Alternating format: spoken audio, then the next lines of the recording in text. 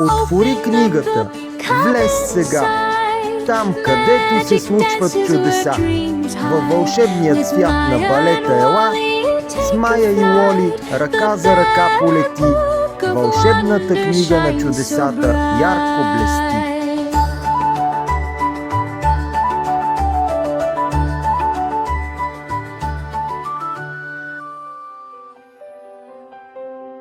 Fairy Dance TV представя Балетната книга на чудесата, детски анимационен сериен филм. По идея на Стефан Илиев.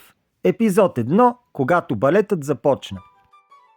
В една слънчева съботна сутрин започва едно необикновенно приключение. Мамо, тате, днес е събота, почивен ден е. Точно така, Майя. Може ли да отидем на разходка? Искам да отидем на Луна парка или да панира в центъра. Може. Но първо имам една малка задача за теб.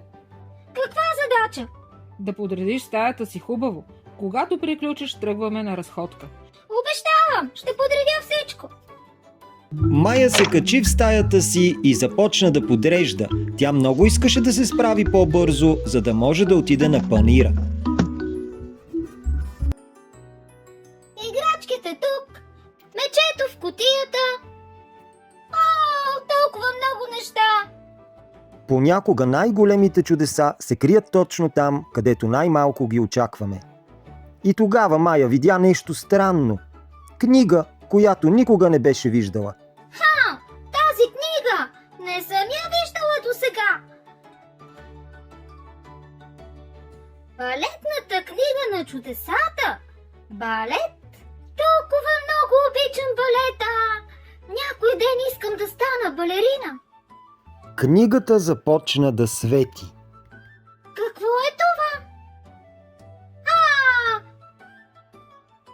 Кой си ти? Здравей, Майя! Аз съм Лоли. Роботче! Точно така! Аз съм пазителят на балетната книга на чудесата. Тази книга е вълшебна. Тя не само разказва за балета, тя може да го покаже. Да го покаже? Да, можем да пътуваме във времето, да видим как е започнал балетът и дори да опиташ сама. Наистина ли? Кажи ми, Майя, къде искаш да отидем първо? Какво искаш да научиш за балета? Искам да знам как е започнал балетът. Кога се е появил? Прекрасен избор! Хвани ме здраво и не се страхувай! Готова съм! А когато повярваш в мечтите си, те могат да те отведат навсякъде. И така, приключението започна. Лоли! Къде сме? Пътуваме назад във времето, към мястото, където балетът се е родил. Колко са красиви дрехите им! И как се движат! Преди много години в Италия хората започнали да танцуват на празници и в дворците. Това ли е балет? Все още не, но това е неговото начало. Тогава танцът бил начин хората да празнуват, да разказват истории и да се радват заедно. Все едно танцът говори! Точно така, Майя. След време танцът пътува от Италия до Франция. Балетът пътува! Да, както мечтите. Тук хората започнали да учат специални движения, да репетират, да танцуват за публика. Значи, балетът започва да става истински. Да, тук балетът намира своя дом. И аз искам така, да се движа леко, да разказвам истории с танц. Всяка балерина е започнала с една мечта, точно като теб. Лоли, тя е невероятна. Тя е една от първите велики балерини на своето време. Хората идвали отдалеч, за да я гледат. Лоли, мислиш ли, че мога да се запозная с нея? Разбира се, Майя, балетът е създаден, за да се споделя. Здравей, малка госпожице! Обичаш ли да танцуваш? Много! Искам някой ден и аз да бъда балерина. Тогава вече си направила първата крачка. Виж, балетът започва с лекота и с изправено сърце. Така ли?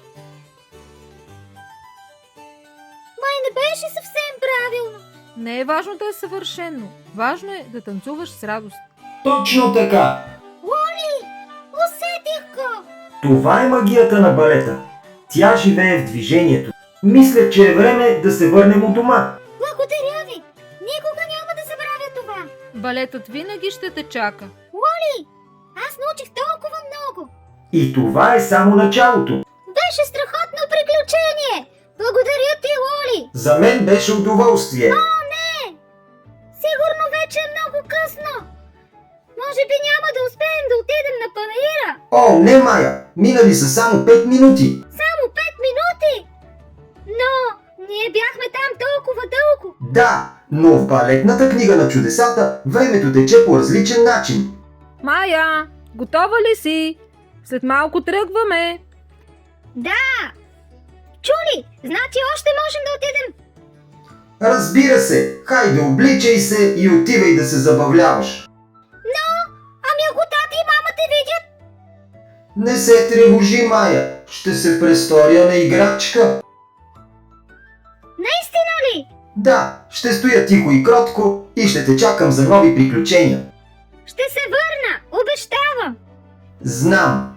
Понякога най-невероятните приключения започват и свършват точно в детската стая. Гледахте първи епизод от детския анимационен сериен филм "Балетната книга на чудесата" по идея на Стефан Илиев.